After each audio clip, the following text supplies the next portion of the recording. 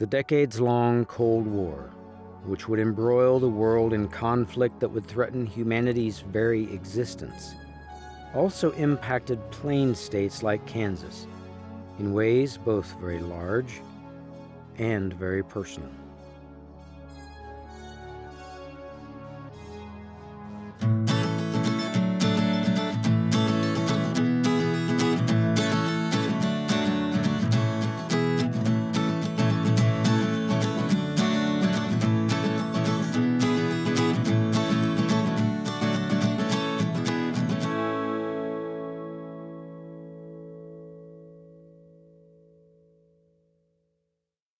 So the Cold War hit all of America, and some of us remember it and a lot of us don't. I must have been 7, maybe 8. We're at a United Nations meeting. Nikita Khrushchev, who is the premier of Soviet Union, say, "America, we're going to bury you."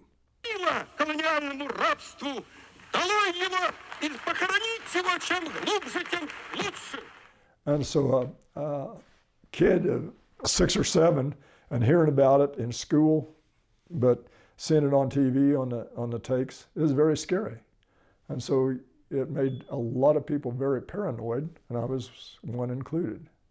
Ed Lowry, who has been a producer of Cottonwood Connections, did his own research on the Cold War, and there's so much information that we don't want that information to die on what people went through. We can look at something like World War I, World War II. They were huge events within the 20th century, but also fairly confined. There was a definable enemy and a definable ending to the war. But the Cold War lasted decades. So we're going to do 2 episodes on this, because as we got into working on it, it became obvious that this was a little too big for just one 25-minute episode. The Cold War spanned a lot of time. And so our first episode, we're really going to be looking at more kind of the bigger picture, some of the more, I guess, governmental level things that were going on in Kansas and the Great Plains during the time of the Cold War. And then in the second episode, we'll get a little more personal. How did it affect people, and how did it come home? Digging into this has been a really interesting opportunity. We had the chance to go and speak with professors at the Staff and Command College at Fort Leavenworth, but also spoke again with Dr. Andrew Orr at Kansas State, who was a significant part of our episodes about the World War era. I'm Dr. Sean Kalick. I'm the director and a professor in the Department of Military History here at the Command General Staff College. And I have my colleagues, Dr. Dave Mills and Dr. Gates Brown, who are also Cold War historians. The opinions expressed here today are those of our own opinions, and not those of the government and or the Army or Department of Defense in any way. The birth of the Cold War starts in 1917 with the Bolshevik Revolution and the idea that Russia is now becoming the Soviet Union and embracing these tenets that are antithetical to those of the United States and democracy and capitalism. And from early on, you get folks in the State Department like Robert Lansing who are saying that you can't have good relations with this state simply because their ideas are to really subvert those of capitalism and democracy. So early on, I think there's a palpable sense that these two systems are incompatible. That gets a little suppressed during the FDR years, who's going to recognize the Soviet Union in 1933 and try to bring Stalin into the community of nations. And then, of course, we were allies during the Second World War to fight Nazism. But then after that, that deep suspicion never goes away. In fact, it gets heightened. And when we look at the post-World War situation, World War II, it's just the expansion of communism not only in Eastern Europe, but in 1949 with the fall of China, but that's construed in the U.S. as us losing China. And so it seems like communism is just growing leaps and bounds, and by extension, the zero-sum game of nations, the free world, is losing. At the end of World War II, American political leaders and most Americans expected that the world was entering a period of relative peace and stability. The Axis powers were beaten, the Grand Alliance that won the war was so powerful it was hard to imagine anyone challenging it. But fairly quickly, the United States and Britain found themselves at cross purposes with the Soviet Union. And that conflict began in Eastern Europe. Instead of restoring democratic governments, Stalin installed what he called democratic governments, which to him meant communist governments under the control of the Soviet Union. And that poisoned Soviet-American relations fairly quickly. As you see in 47, 48, Czechoslovakia and Hungary go red based upon deals supposedly that FDR cut, but the reality is the Soviets are manipulating the systems to ensure elections come out the communist way. So all of a sudden you start to see that red curtain descend. There were conflicts over how to govern post-war Germany, how to organize post-war Berlin, which was itself divided into Western and Soviet spheres, just as the rest of Germany was divided. The Truman Doctrine, there's also the Marshall Plan that's kind of part of this. We're going to try to help rebuild Europe. And they're rebuilding Europe with a capitalist framework with US dollars, and we offer that to the Soviet Union. There are some occupied states that want that, but that would be corrosive to what Stalin's trying to create. By the late 1940s, the US was spending the equivalent today of billions of dollars every year to rebuild Western European economies in the Marshall Plan, the purpose of which was to restore economic activity, restore hope for average people in Western Europe, and the process, keep them from turning to communism as a desperation measure to rebuild their lives. We see what's happening in Italy and France. Yeah. A large proportion of the elected officials in Italy and France are communists. Yeah. So there's a very distinct fear that the communists are going to take over governments without firing a shot. Oh, yeah. They're just going to be elected. The initial period really is the beginning of that, dissolution of the Allied relationship into this new kind of geopolitical era that is trying to figure out how to get out of the war and maintain. There's some good reason not to trust the Soviets. There are Soviet agents in the Manhattan Project. There are Soviet agents in the United States government. US government officials knew, though they couldn't always say publicly, that the Manhattan Project that led to the atomic bomb had been penetrated by Soviet intelligence agencies. They had detailed information of what had gone on, which dramatically sped up the building of the Soviets' atomic bomb. And the idea that, okay, if you have this Manhattan Project, which was the most classified project and most, second most expensive, DoD program during the war, and that was able to be penetrated by Soviet agents and spies, they must be everywhere. So US officials knew that Soviet espionage was widespread. They weren't always able to say everything they knew, which left the space open for demagogues, for people who were willing to lie about what was happening for their own political purposes. The most prominent, but certainly not the only one, was Joseph McCarthy, a congressman and then senator from Minnesota, who used fear of Soviet espionage to build a political brand. And people like McCarthy got a huge boost in 1948 and 1949 when the Kuomintang, the Nationalist Party in China, lost the Civil War.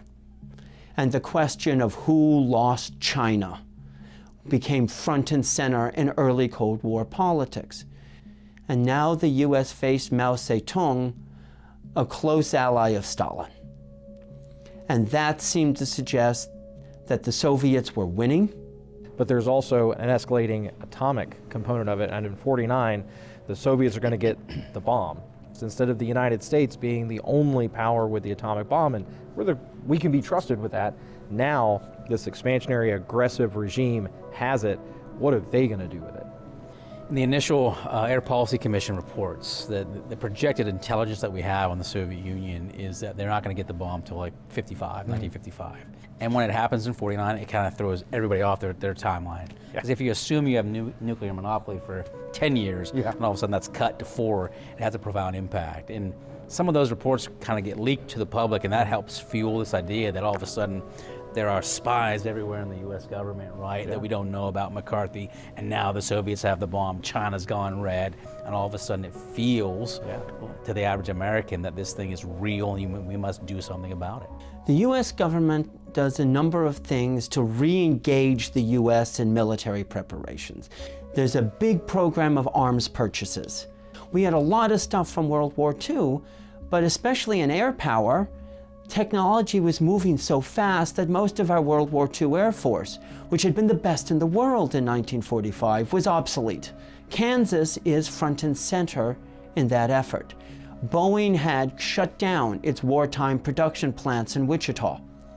But when the B-47 Stratojet gets ordered, Boeing needs to reopen factories, and they build them in Wichita, which was great for the Kansas economy and also great from the perspective of Kansas congressmen and senators who could prove that they were bringing in federal dollars back to Kansas.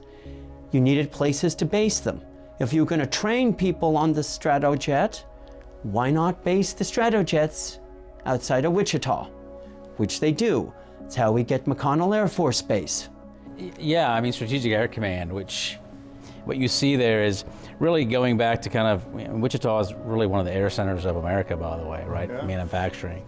So you see kind of a birth of aviation in the 20s and 30s. World War II helps with that because a lot of the airfields are actually training airfields in Kansas, and there's an idea those are going to go away at the end of the war, but places like Salina, right, you can maintain those now as strategic air command bases. So I think Kansas becomes a critical component of that with McConnell Air Force Base, Schilling Air Force Base in Salina, and then you have Forbes Field in Topeka, and then just across the state line you have Whiteman Air Force Base as well. So you see a strong SAC presence. If you're a Kansan, right, you start to kind of see these things on a daily basis. It's kind of hard to hide B-36s and B-52s and B-47s. In a Great Plains state, I've looked at North Dakota, South Dakota, Montana. There is a very real advocacy for bringing bases to these Great Plains states. That the federal dollars, the building dollars, the payrolls, the dollar that bounces around an economy. Yeah, and I think the conscription. So after World War II, you don't have conscription until the Korean War, and then you ramp back up with conscription. And that's going to continue until 1973. So it's not going to be at the same scale as World War II or Korea. You're going to see it go down, but still your average male high school student knows, well, when I hit 18, my number could come up. You go back to a draft, which begins hitting young men in Kansas, because the people who could least evade the draft were the young men who were not going to college.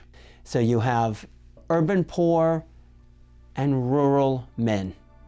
And the Army is even going to change a little bit about how it's meeting a public need. Instead of just focusing on readiness as they did in World War II or the Korean War, they're going to start to make an argument that the Army is a great place to make citizens. Today we're more familiar with college ROTC, Reserve Officer Training Corps programs that train college students to be officers in the U.S. military in exchange for paying their tuition.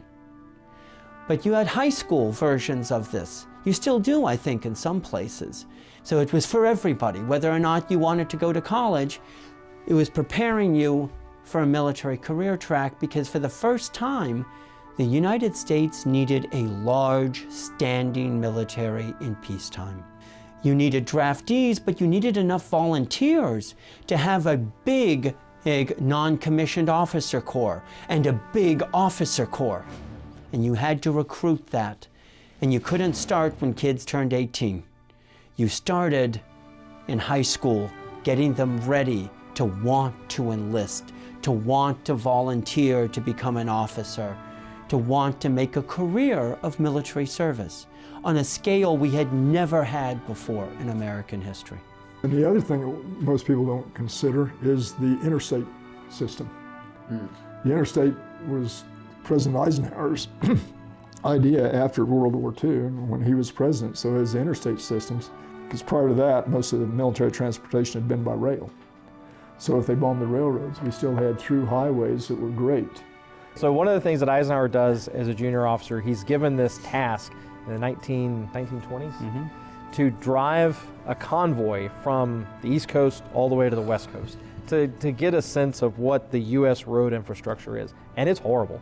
It is. His trucks get bogged down. It takes him much longer than he thought because there's no U.S. highway system. The paved roads are hit or miss. The quality's hit or miss. So that's in the back of his mind.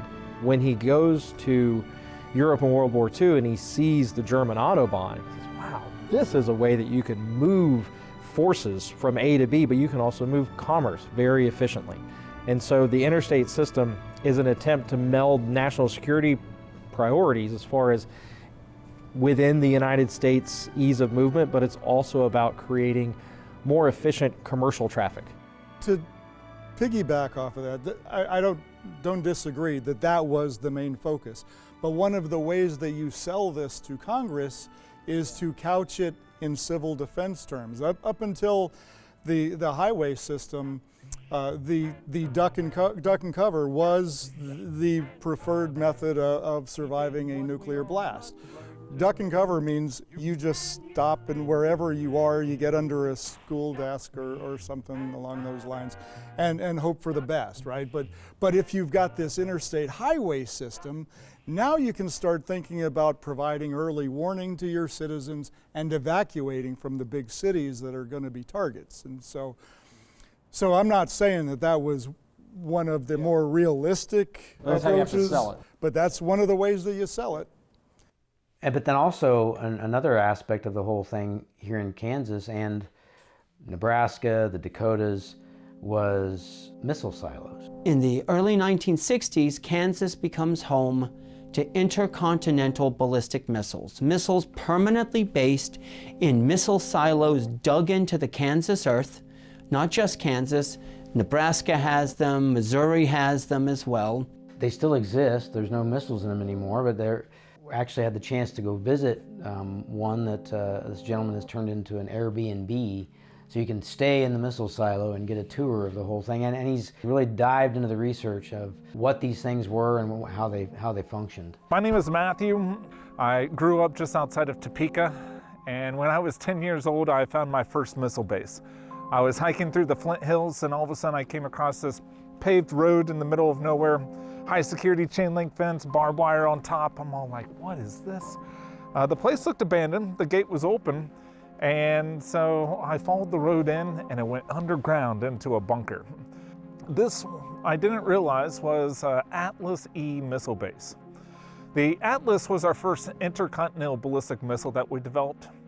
Ended up meeting the owner. He was a retired school teacher who had bought this abandoned Atlas E missile base and was converting it into his own home. Now, this was all one level underground. The missile would have been stored horizontally. You had a 400-ton blast door that moved to the side, a crane would erect it, and then it would launch off. Now, this was kind of a slow system. They switched over to the Atlas F series, which is what I'm standing on top of right now. Atlas F is a silo that goes down 176 feet beneath us in what was known as a crib. You had 9 floors that held the missile in place, and these floors, they were floating. They were attached to large springs on the wall. So if an explosion happened up above, the entire floor system could move on these shock absorbers and keep everything safe inside. Now, the rocket was already fueled with kerosene, then they would put in that last fuel mixture, which was liquid oxygen. Once it was fueled, an elevator would lift the rocket to the surface, then it would launch off. It had a deflector shield to shoot the flames to the side so they wouldn't go back in underground. Now, that whole process took about 15 to 20 minutes to fuel it, open the doors, raise it to the surface, and launch. And we figured here in Kansas, we had about a 30-minute window. If the Soviets were launching on us, we need to get our birds up in the sky. We're now on the lower level of the Launch Control Center. It's known as the Launch Control Room. This is where the missileers used to work. So as you can tell, this is all still a construction zone. I'm developing this out. But here is the original Launch Control desk. Unfortunately, they gutted it when they left. What I'm doing is I'm cleaning it all up. I'm going to replace this with a touchscreen monitor and digitally recreate what it would have looked like so you can do a simulation of launching the missile. In the back, there is a box that would have held your launch codes. It took 2 missileers to open that up. Each had their own combination lock. That way one guy couldn't go rogue and take over the place. It also took 2 missileers to launch the missile. One was sitting at the desk, another one upstairs. Altogether, you had 5 officers on duty known as missileers. They would be on shift for 24 hours on, 48 hours off, and be shuttled back and forth to the main Air Force Base in Salina. Originally, there was an office behind this desk, then there was a backup battery room, and the whole other side of the room was full of cabinets with computers and communications equipment. It took an entire room full of computers in the 50s and 60s to have less processing power than the phone in your pocket. On this door, there's a sign that says, "Warning, 150-foot open silo shaft exists at end of tunnel beyond this door." So follow me this way. This silo, it goes down 176 feet deep. When they started construction, they had a concrete plant on the property. So when they started pouring this silo, they didn't stop until they finished. This is one continuous pour with no seams in the entire structure. Now, from where we're standing right here all the way down, it's about 3 foot thick. From here all the way up, it's about 9 feet thick. And the concrete ceiling as well is 9 feet thick. So this was engineered to withstand a nearby nuclear explosion. We are now in the Launch Control Center where the Missileers used to live and work. So now I booked this entire top floor as an Airbnb where guests can stay, and I've been getting 5-star ratings from guests from all over the world. This was operational from 1961 until 65. Just 4 years and then it was already obsolete. We had developed our next generation of rocket called the Titan. So the Titan series, you just had a door that slid to the side and the rocket could be hot launched from inside of the silo. Kansas was really kind of missile base central right here in the center of the United States. There were 9 Atlas E's around Topeka, Kansas, built in a ring around Forbes Field. You had 12 Atlas F's around Salina, Kansas, where Schilling Air Force Base was. And then you had 18 Titan IIs outside of Wichita. Now, this rocket, it could travel over 5,000 miles, pretty much hit any target in the Northern Hemisphere. It carried a thermonuclear warhead that could had more explosive force, about 300 times more explosive force than what we dropped on Japan in World War II. Now, this whole program was designed to be a deterrent to nuclear war. The concept was, if you launch on us, we launch on you, nobody wins. Mutually assured destruction. Mad. It's a path we knew we didn't want to go down. In fact, one of our Air Force generals said, if we ever had to launch these, they didn't do their job. Like I said, fortunately, this was never used as a weapon of mass destruction. Instead, in the mid-60s, when this was decommissioned, there was a technology transfer between the Air Force and NASA for our great space race with the Russians. I did some research. I found the tail number to the rocket stored right here. It was taken down to Florida. They removed the warhead and put on a satellite for NOAA, National Oceanic and Atmospheric Administration, to monitor the weather. So in a lot of ways, I feel like this rocket technology has actually helped bring us together as a human race more than tear us apart. You have to look for that silver lining, right? So throughout Kansas, in the time of that, there were a lot of large governmental projects, the Interstate System, the Air Force bases, the missile silos. But in many ways, the Cold War, because it was as much a psychological war as it was anything else, it became very personal. Personal to people even in small rural communities, thinking about how does this conflict impact us. No matter where we live, in the city or the country, we must be ready all the time for the atomic bomb. Duck and cover. That's the first thing to do. Duck and cover. He never got hurt. He knew just what to do. He ducked and covered. Duck and cover. He did what we all must learn to